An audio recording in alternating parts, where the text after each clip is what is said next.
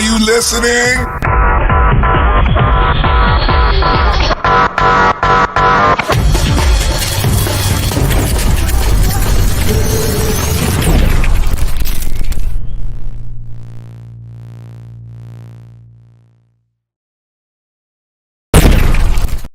Good morning, everybody. Welcome to Super Fast Tortoise.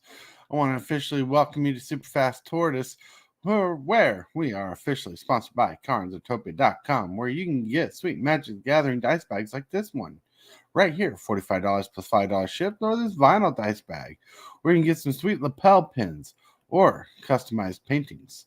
Yeah, check it out all at carnsutopia.com. Hey, James Willis. Whoop, whoop. Good morning, everybody. Welcome. So today we have a fun topic I want to get to, but we'll get to it a little bit later because it's going to be a little in-depth, a little awkward, a little this tortoise. Plus, I'm on a stronger dosage of my bipolar medication. So if I slip up or do something weird, let me know. Let me know. I can feel the difference in my head. But hey, Taco Tony, woo! James Willis, woohoo! Welcome. Today's song, all by myself. Yeah, that's right. That's right. So, it's a wonderful day in the neighborhood, and I will have an interesting card of the day. So let's get to the card of the day. Card of the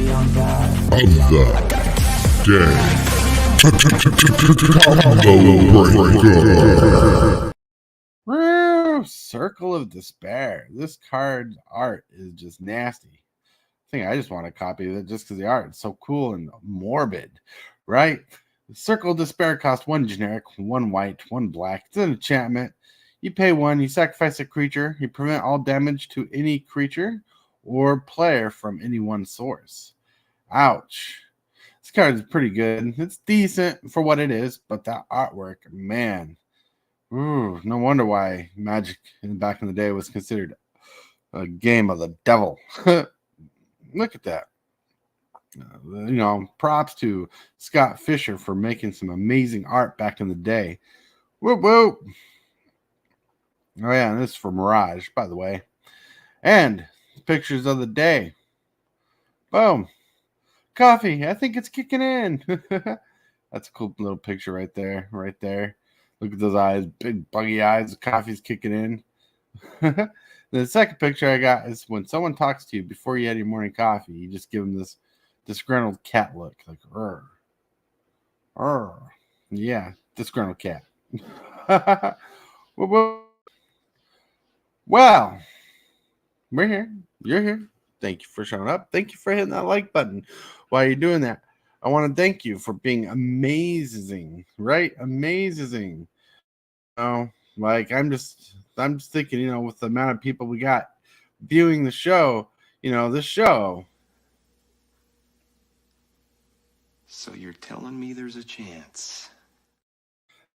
You're telling me the chances are going to rock it. It's going to be awesome. It's going to be crazy. Crazy. Hope you got your morning coffee or your libation of choice. Chocolatey, delicious coffee. Ooh, it's like a coffee mocha. That's what I call it. And coming up, I'm going to show you this little bit of intro, right? A little intro I made.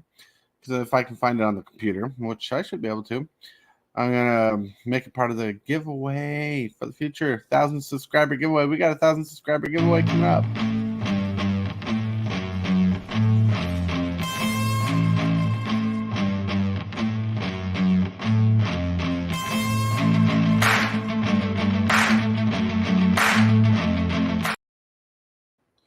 So that little intro is just a spark because our 1,000 subscriber giveaway coming up is going to give away a Rafika the Mini Commander deck, precon style, like precon really, but it has some good cards in it, plus custom sleeves on it.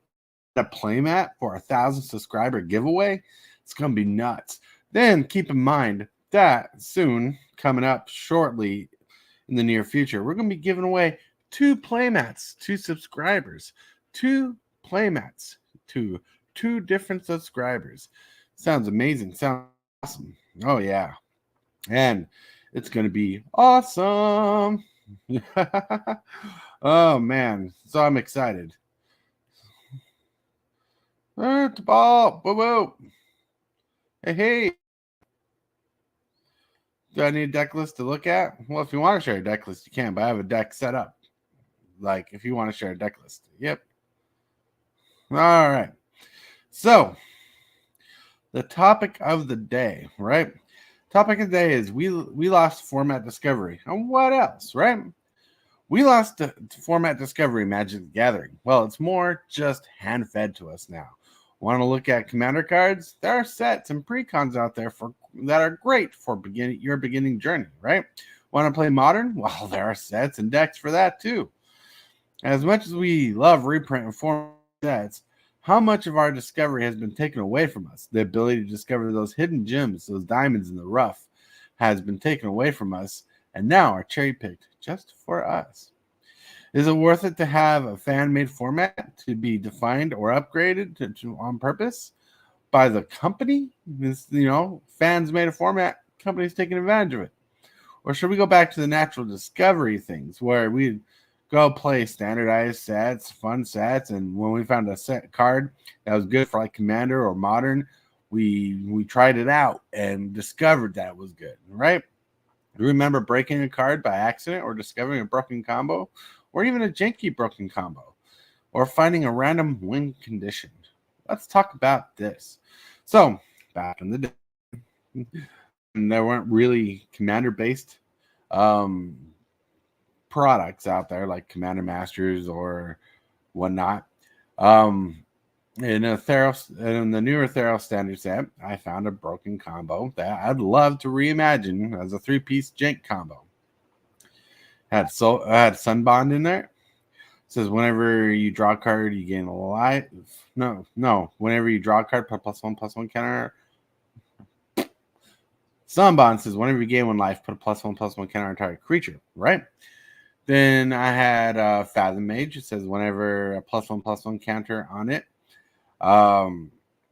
you put a +1. Whenever a +1/+1 counter is put on Fathom Mage, you draw a card. Then there was Horizon Chimera. This is whenever you draw a card, you gain 1 life.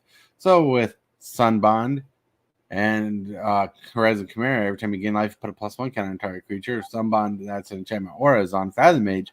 Whenever you draw a card, you gain life, put a +1 creature on it. You draw a card, repeat the process, and you may draw a card is the key word there. So you can draw most of your deck and have a full hand to do whatever you want with. It's a pretty fun combo, janky combo. It was fun and very Timmy. So, whatever it was, discovering the combo, breaking the combo was fun. It was crazy.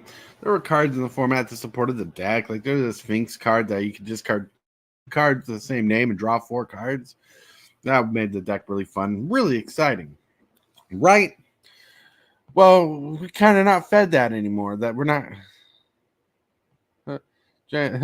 What's this? There's no time for discovery. The products come out too fast. I only learn new cards when someone plays them against me in Commander. The past few years, there is a format that has been fan created and fan supported. Right. That's the best part about Magic, right? Let's touch on this little topic right here. So you get fan formats that are usually fun. Fans get to play, they get to discover cards, they get to twiddle around with their fun formats. And when Wizards of the Coast sanctions it or recognizes it, they try to over-productize it. Like they get too much product. They make product for it, just for it. Then when they make new cards that kind of bend the format, like Modern Horizons 2 kind of broke Modern, it really shapes and makes a difference. Now, the pros of it is that it helps make the formats easier to get into, lets you know where to find a search for cards. Then the player base helps you with the rest. But con is you don't get all the discovery. You don't get the time to learn. And randomly, I'm no longer alone because we got Hillbilly. Hey, I'm a little late. Hey, company must just have left. Yeah, they just left. Well, I hope you had a good visit while they were there. Yeah, it's all right. Mm. No, you're rolling up all biker gangsta with your. What's up, Tybalt? James Willis. Yeah, James. Well, you said you do not think this format will be You don't think this format will be supported by Wizards, but still, you haven't even told us what the name of the format is. You just said it What was just format? the format, right? And I was just hinting on how Wizards likes to find these fan-made formats, sanction them, and capitalize on them. So hey, Solar God. And no, even if Wizards doesn't support it, if Wizard doesn't support it, well, it'd be kind of weird. Like if it doesn't, because like format, you want it to become popular. If it doesn't become popular, then what kind of format is it? I mean, it's not like they're going to sanction Alpha 40 again or as a thing. Well, you're talking about Modern. you're talking about Wizards supporting formats. They can't support their own formats due to the floods that they put in on the formats. Right. Pre-modern might be supported one day. You just got to give it a few years. One of the problems with format discovery and people discovering cards for formats is we've got used to instant gratification, right? Wizards hands feeds us cards. We know what cards are good or whatnot, or too many sets coming out. We just find out the cards by looking at sets previously set lists. Spoilers. Pre-modern could be sanctioned one day. But who knows? Like, who knows? Yes. Never underestimate capitalism, James. But I love it. How are you doing today, hey Billy? I'm doing pretty good. Yeah. Sounds like I'm echoing on my end. I do not hear an echo on my end. No, that's just me then. Yeah. So we're talking about format discovery and how Wizards is kind of like the format discovery is kind of a blanket term that I've made for this show, where Wizards made it easier for you to find cards for formats, where they kind of hand feed you cards for formats like Commander sets. They're like, these cards are good in Commander, through this set, right? These cards are good in Modern. Go look through this set. You'll find cards like this. And with the obvious sprinkles into standard products and stuff, what's a Commander staple, this has become too obvious. Not only as in the game for a long time, but for even newer players who are like, oh, that card is busted. Yep. Oh, good morning, TCG dude. You should search it. You will find a web page. I should search it. Pre-modern. All right, this is.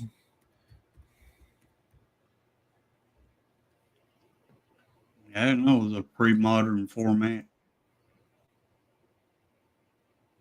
See, that's one problem I have with Wizards. They don't get the news out there and blow their news up to where everybody knows about it. Right. See, present. Share screen. Pre-modern. Let's read this. Pre-modern is a community-created constructed format consisting of the sets from 4th edition to Scourge. You're right. They probably won't support it because it's full of cards no one cares about, really, except for cards. The card pool is roughly the period in between the formats of 93 and 94, right? So it's all close to Alpha 40. So there's a good chance Wizards won't support it. And Modern. A rule of thumb for the card pool is cards with the old frame printed between 95 and 2003, which is 8th edition basically. So it goes to where Modern starts, which were standard legal at some point during this period. Portal and promo cards are thus not legal. Sorry, that card. See the list of all legal sets here. You can browse the entire card pool here. An underlining idea is that the format should be a home for iconic and fun cards that don't see play in other formats. Well, that's kind of what Commander started as. Look at that.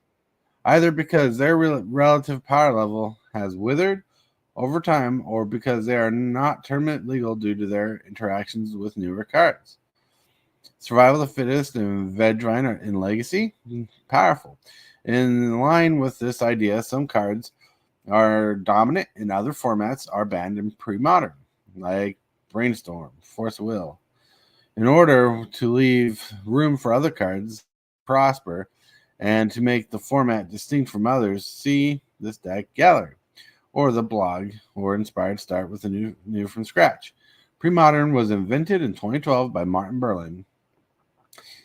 He switched gears from competitive to casual play. At this point, he was already into 93-94 format, but felt that it didn't fully satiate his cravings for old school Magic. Martin is responsible for maintaining a ban list based on input from the community, and see here from the short introduction video about pre-modern. See this. Can you see this page of pre-modern? Here you go. No sound. No sound? Yep. All right, let's see. It won't let me. It won't let me open it up in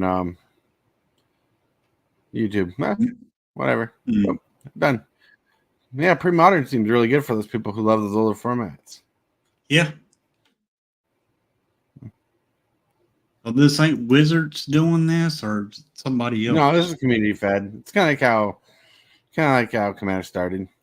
Okay. There is support for this. Well, people are going to love it. I never played Magic in pre-modern era, so I have no clue or no care for it. Like in that regard, like I think having new format's pretty cool, but it's really for those old school players who love that format, and people who want to get in that format are people who want to play less powerful games or play with cards with powerful interactions against cards that let it be that powerful. Yep. It's interesting. TC, you do not like pre-modern. People will like it. It's don't dog in a format. You know, choose the format you want to play and interact with. Really, Right. I personally like getting new cards with old cards, but the thing about pre-modern is format discovery will dwindle down because people will break the format, and the top decks will be the. That's because there's not going to be a change, really. It's not going to be a lot of change. So people are going to discover the format, build the top decks, and boof. What are you going to do when there's no more decks to create? No more cards added to the card pool. That's one thing about Magic, and is any format you play, there's always that top tier deck. Mm-hmm. And once people figure out that top tier deck, that's all they're going to play. Well, there's some people there are people like us who like messing around with decks. Yeah. People like us who like playing different styles of decks, right? But like pre-modern, like the only problem I see with pre-modern is it'll get to a point, but like it probably won't be sanctioned as a pro tournament thing, because once the deck format is broken and there's no change to it, really, there's going to be a lot of people playing the same deck over and over again, and now become boring. So pre-modern is going to be more casual centered, which is fine. There's a ton of cards between 93 and 2013 or 2008 or something, whatever. The year 2000, the year 8th edition came out. That era, a lot of cards in between, a lot of synergies be broken. Yeah. But like with a format that doesn't change is what I'm getting from that. Like it's a format doesn't change, has an ultimate end to what you can do. Like once someone solves the format, it's broken. Ban some cards, you just find the next broken deck, and you kind of dwindle it down. And maybe I'm just talking out of my butt, but like that's what it feels like. I have to agree with you. Mhm. I mean, if standard never rotated, right? And Yep. standard didn't have any new cards, the top deck would be the top deck. Yep. But it's definitely fun. Because you do get access to like cards you don't get to play in other formats. Brainstorm is not legal in that format, and there's other cards not legal in that format that I don't look at.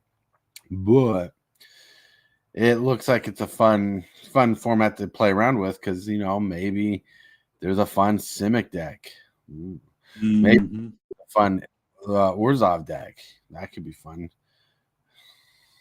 Yeah, and the artwork some of those old cards are pretty crazy. Like the card of the day today had some crazy art to see. There's always those who want to play the best stuff and those who want to play like them. Yep, you're right. You're right, Taco. Pre-modern, like that's a is like one of the best formats. Is it's ever growing, keeps changing, and you have access to all the cards in the history basically outside the ban list. But how far can a format go if the format itself doesn't grow? True. I don't think pre-modern will grow too bad. Right. Too quick. Well, no, there could be support for it. Yeah, I mean, what's the difference between pre-modern and modern? Modern is basically everything up to where modern starts, from what I caught. Ah. All right, hold on. James Willis says there's a deck list on the site that has some good decks and many simple to build. I'm pretty sure. And we got a TCG dude. What's up? Good morning, sirs. Good morning. Good morning. Hey, I heard y'all talking about pre-modern, and it rustled my jimmies in the right way. Right, well, we've been talking smack on pre-modern. Where have you been? Oh, oh, what the hell? I guess not listening well enough. No, well, we're talking about pre-modern because there's a new format that someone created a couple years back, and I was reading the website, right, and like what it's about, and pre-modern stops. It stops. Like it's not an ever-growing format. So I'm like, well, once people figure out the most powerful decks, finite. Right? Once people find the most powerful decks, it's broken. No room for growth, no room for change. Well, I mean, you could look at it like that, but like if that was the issue, those combos would have been found already. well, yeah, but what I'm saying is once people find out the best decks for the format, like that format, like the top tier decks, where do you go from that? Bang cards. It's gonna be I guess so. I can understand your argument as to why it may not be a good long-term format, but I think just as a format that's something different than traditional standard, hell yeah, dude. And you gotta remember, like, Time Spiral Remastered, do you remember how hot and fiery that phase was?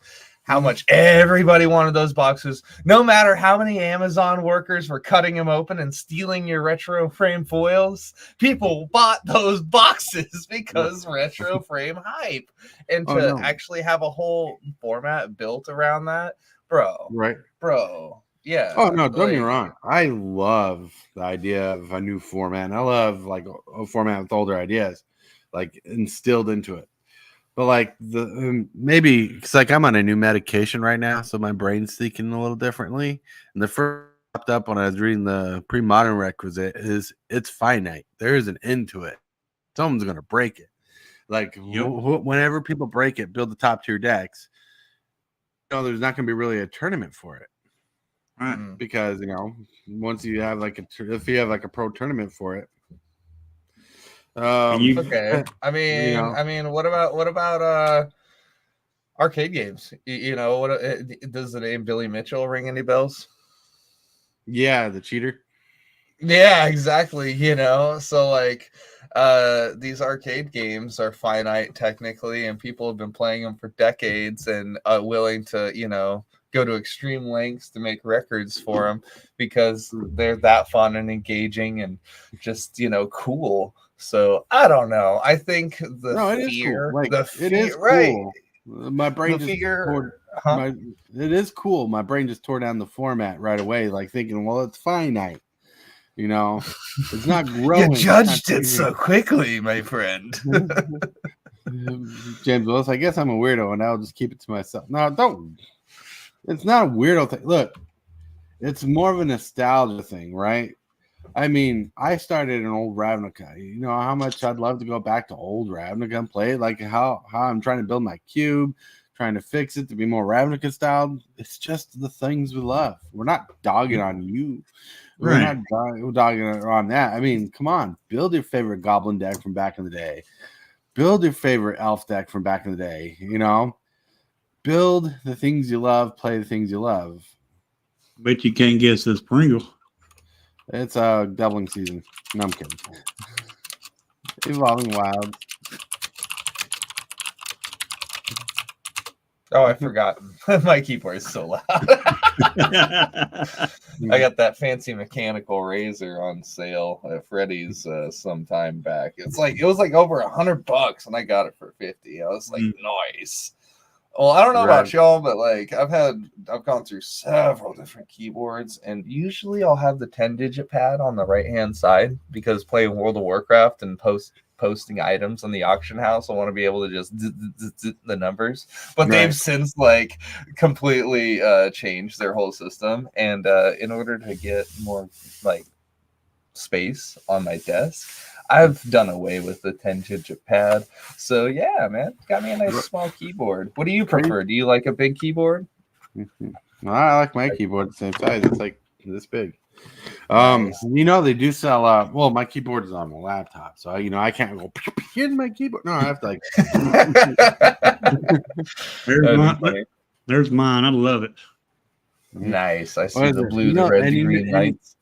And you do know they sell silent keyboards where the clackety smaller. Like you don't hear the clackety very much. Oh yeah, yeah. There's a couple floating around here in the house. Somewhere. There's also filters that you can put on to where you can't hear your clicking. Right. That's what I was talking about. All right. Taco Tony says, sad fact about me, Yu-Gi-Oh! Has made me hesitant of asking for help with deck building. Well, the people I knew who played Yu-Gi-Oh! These are just people I know, not everybody. And no, I'm not talking about Hillbilly because I never talked to Hillbilly about Yu-Gi-Oh! The format was so competitive, people didn't want to help you build their decks and knock you down if you played a bad spell or played a bad card. Like people would give you bad advice on purpose because the competition is so fierce. They wanted you to fail at every angle. And Magic, just to watch you lose so they could win. Oh, that's so messed up. Right? Yep. But with Magic, the competitive scene's always been different for me. Maybe it's because the crew I hung out with was such a nicer crew. Everybody helped each other out. Everybody wanted to be better at the game, so they made everybody else around them better or tried to help everybody to be better because they want to be better for the people they don't know when they went to pro tournaments. They tried building up their community, their group, to be better so they can be better against people they don't know. I liked Yu-Gi-Oh! When it first came out. Then after they introduced the creatures where they can come, where you could cast like 5 creatures on turn 1. No, thank you. Yeah. So Taco Tony, I got so mad at Yu-Gi-Oh! I just took my cards and just gave them away. First edition. So Taco Tony, do not feel bad to ask people for questions in the community. Do not go to Reddit. Do not go there. Like find someone on Discord. Find someone on Facebook. There's plenty of groups there of nicer people. Share your deck list. Ask what could be upgraded, or show a commander and ask what would he put in the deck, or look for combos. It's a lot easier. And there's even content out there. There's also a YouTube content creator with regular videos. This channel is called I Play Magic. Nice. Oh, that's good. Reddit equal abyss. Yeah. I agree with that. Right. And so the topic Alrighty, and I'm back. funny enough today is called We Lost Format Discovery, talking about how Wizards has been making it harder for Discover cards because they're hand feeding them us to like a child being fed baby food, just spoon feeding us, right? Well, because one thing I've been watching a couple of videos, and this one guy's been honing on, you just can't go through a set and naturally find a card anymore that's good for like Commander or something. No, you get fed a set that's called Commander, and those are the cards you're going to be wanting to play or look at and take fun. There's decks out there with unique cards that are for Commander that are the same way. Even with Modern, right? We got Modern Horizons. You got sets specifically made for Modern, and there was a time where we had a couple Modern decks they sold, I believe. And they're making it easier for us to get into these formats and not discover things. And I think that's an issue in its own right, because you're learning you're losing the skills to discover things on your own, so you're becoming more reliant on what's out there as product to know what to play. And I think the player base is important. Let me ask you this: do you think they're making too many Commander decks a year? Dude, Modern Horizons 3 shouldn't have Commander decks. It's a freaking Modern set, right? They shouldn't have Commander decks, even though I'm going to eyeball that Eldrazi deck because I love 5-color decks. But, they shouldn't be having Commander decks in a Modern product. In fact, you know what they should do? Or should have done? Not only sold the boxes, the collector boxes, but they should have, made draft packs. 3 packs in a box set you can buy, right? Sold those. They've done that before, and it was a major thing. People would buy those packs, go to the game store, pay a little extra fee, and draft because they save them money in the long run. Or they go to the store, or the game store, bought into a draft and play. Modern Horizons 3 should have been a draftable set made for drafting, and it is in a way, but it's also made for Modern, right? It shouldn't be just buy packs, buy stuff. It should be experience the set. You know what I'm saying? Experience the set, draft it. Commander's not the way to play Modern. It's not. Modern is a whole ass TCG dude down here. The synergies, the themes are a lot different. The repetitive nature is a lot different. The different deck styles you go against are a lot different. It's insane. Yeah, everything's a lot more aggressive as a whole. Right. All right. You're talking about the Commander decks of Modern Horizon. What about the collector edition of the Commander decks? What's your thoughts on that? Hold on a second. Lots will be coming out with new products soon. Pacifiers, binkies, teething rings, and other products for that untapped market, right? The one teething ring.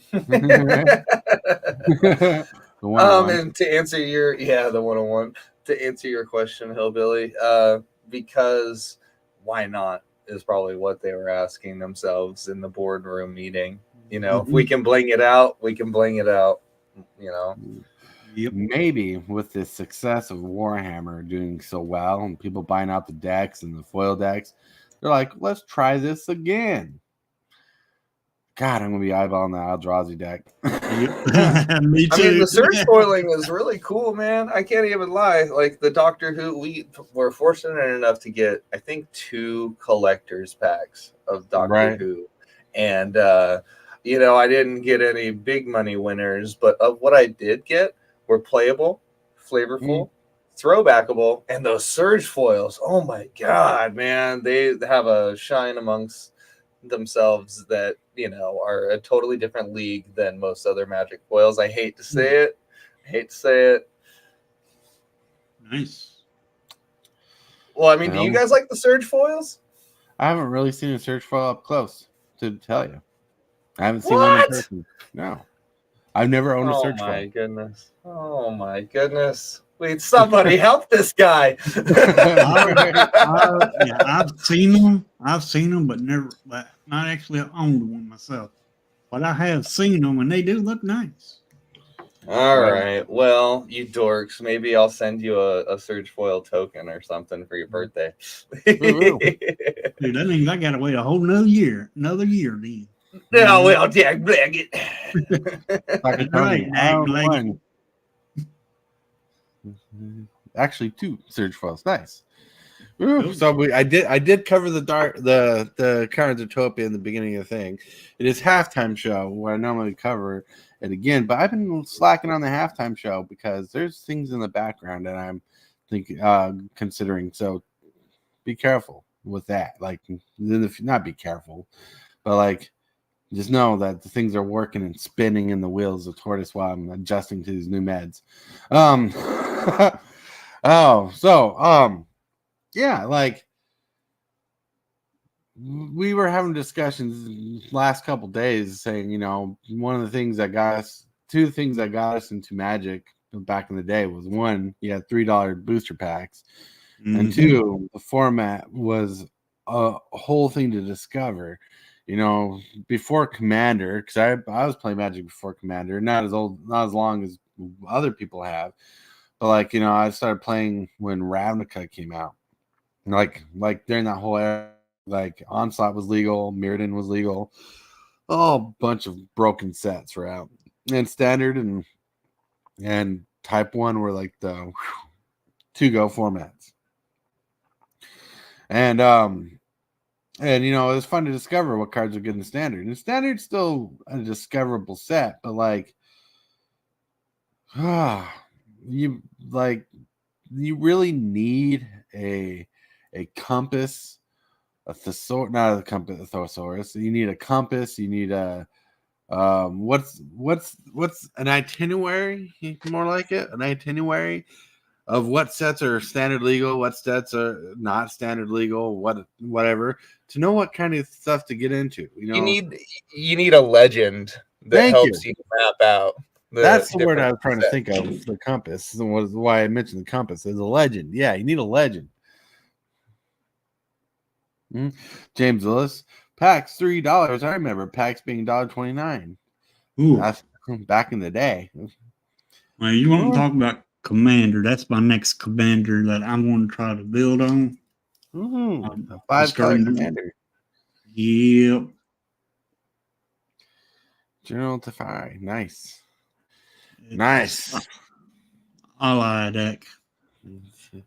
Well, you're gonna need all the support for that because 5-color decks are kind of tough. Oh yeah. Unless I'm you're going to try. like me. You just cheat cards in the play all the time. Yep. Yay! By cheating cards, I play Joda.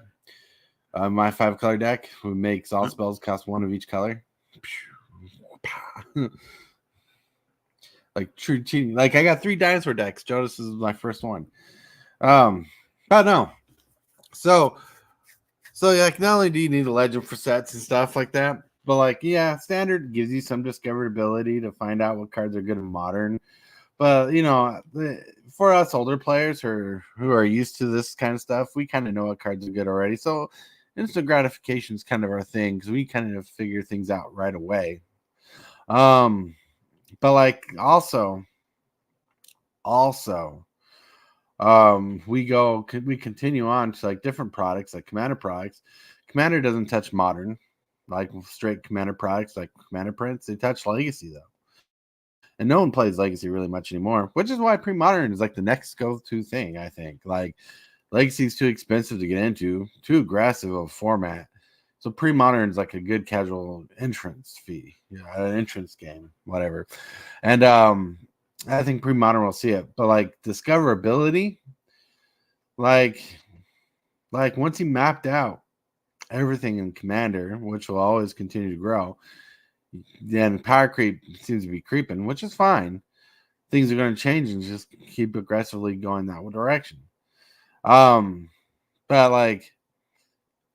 it's not I remember when I was playing Commander and we found a card and we found a card in Standard when Commander was a thing, and back then it was called EDH. Commander wasn't coined yet, and we'd find a card like Vorinclex. You remember Vorinclex, the original Vorinclex doubles your mana? People were like, "Oh, I wonder if this will be good in Commander." So we'd try it and play it, and dude, it was good in Commander. You know, Yeah. we would take the time to just take out a card and think like, well, what card would this be better to replace with? I don't know. I don't know how the card plays. My That man, was my the man. discovery. I hear you on this one a lot. One thing to say to expand on that, Battle Cruiser Magic was a thing, right? Battle Cruiser Commander was a thing, right? Because it was slower paced.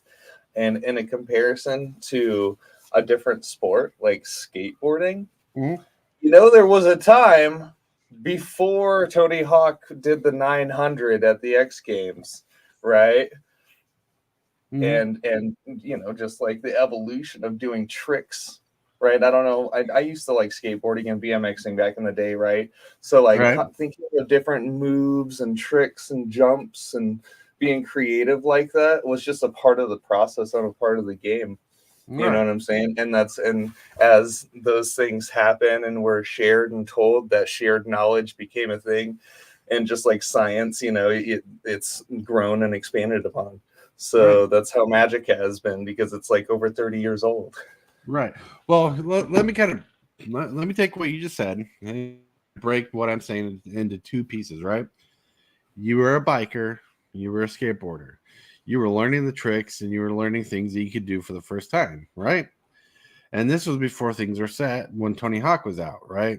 Like Tony Hawk was coming out, they're learning tricks like the super ollies, 360s, and other things that go even deeper.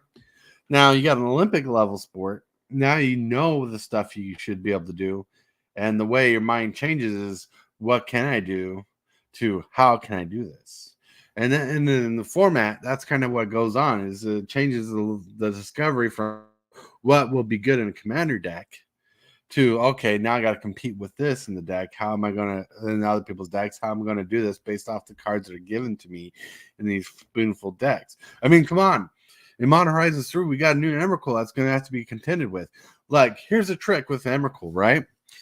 It's a stupid trick, but Emrakul can be countered. But if you cast Emrakul, not going to see the light of day. It's not going to see a single table, bro. It's going to be banned like Lutri. Right. But check this out. You cast Emrakul for 12 mana, then pay an additional 2 blue and counterspell it. You gain control of all your opponent's creatures. They don't leave because Emrakul never touched a board. Exactly why it's never going to see a table. Right? Oh, man. No, I hear you, though. So, but like people like not like the good thing that's come out of all this is card assessment, right? If you know what's good in the format and you learn quickly what's good in the format, you start assessing cards according to that. But being hand fed these cards, like hand fed, like here's a card, here's a card, here's a card. You lose. You instead of thinking what can I do to make this card better or whatnot, you kind of get in the mindset of what will Wizards do to make this to support this card more. You kind of start relying on the company to start coming out with these cards instead of breaking them. Where some of the funnest games I had where people came up with these janky combos they found on like EDH Rec or something, like some 4-card combos that just blow up the table. Oh man, yeah, I don't know. I mean, going through my cards the last couple of days, just trying to think of different combos. Yeah, sometimes there is a little bit of a struggle there, and like you don't know what you don't know, right? Right. So most of the combos that I'm aware of, I've like seen in other places or been played against with, Right. I guess I'm a little bit pumpkin spice, freaking vanilla latte with mine. I'm just like, ooh, Monastery Swift Spear. I get a prowess trigger when I lightning bolt you. Isn't that cool? Right. What do you think about that new otter coming out in Bloom Barrel? The one that gives all your creatures prowess as a lord. What? I didn't know about that. I'm excited now. It was a card of the day. It costs 4 mana. It has prowess. It gives all the creatures you control prowess. Whenever you cast an instant sorcery spell, target creature you control becomes unblockable until in turn. Oh, bro, that's gonna go beast mode. Right? I told you 2024 is going to be a good year for Magic. Everybody Oh, is that card is nuts. here all salty about the prices. but those are gonna change. Just like the temperature outside. Oh my god, it's -3.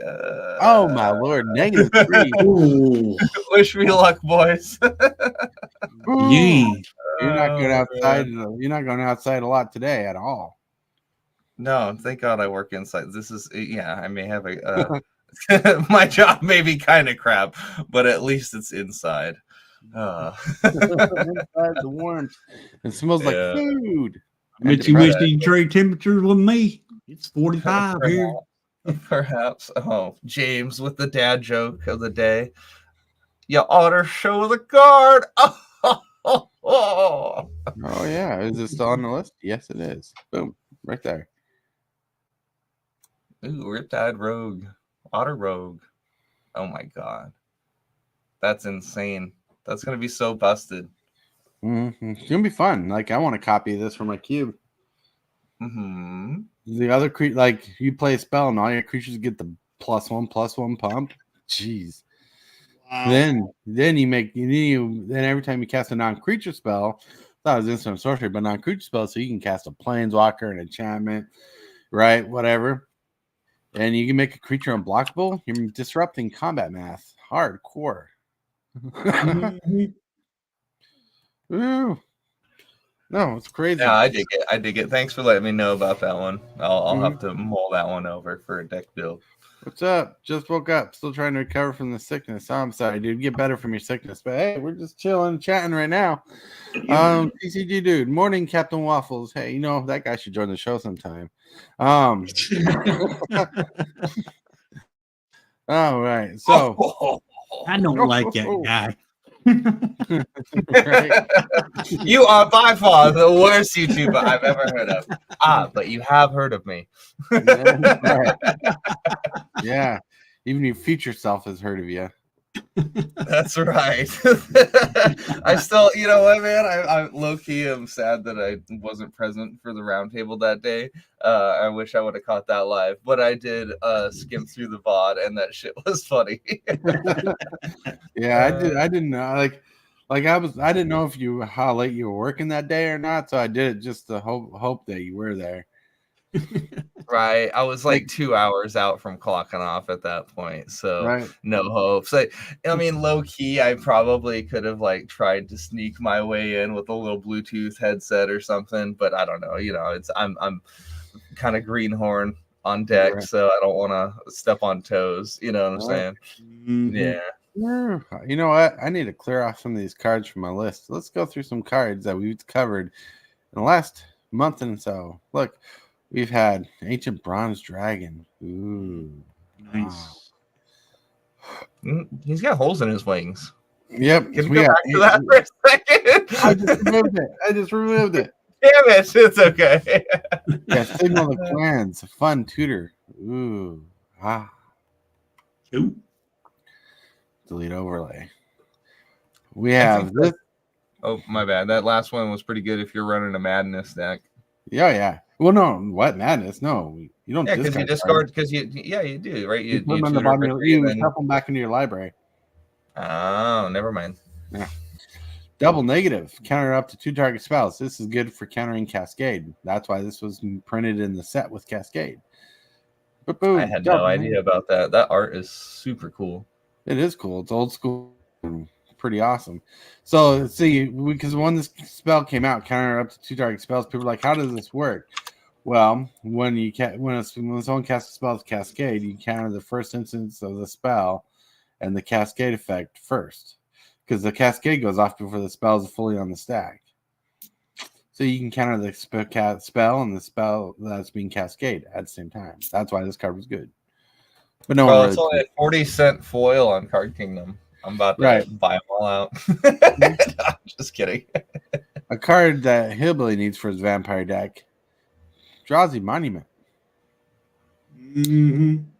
Wish I could find this card. Yeah, Drowsy Monument. It's pretty solid. Here you go. TCG player looking it up. It's like a $10 card. What? Yeah, no, that's literally what I'm doing right now. You can get a copy for about $15. It's going to be the list version or commander version. That's of course on the old CK. I'm sure you can find Huh? This card's pretty OP. It Like, is. Yeah, like I remember playing this card when it was standard and Eldrazi tokens. Yeah. Exactly what I was going to say. I'd run it in my modern deck. Delete overlay. Then this card is pretty solid. Rebuff the Wicked. Counter target spell that targets a permanent control. A white counter spell. Man, there's a lot of cards here. Oh, yeah. These are the ones you've done had on the docket. Yeah. Yeah.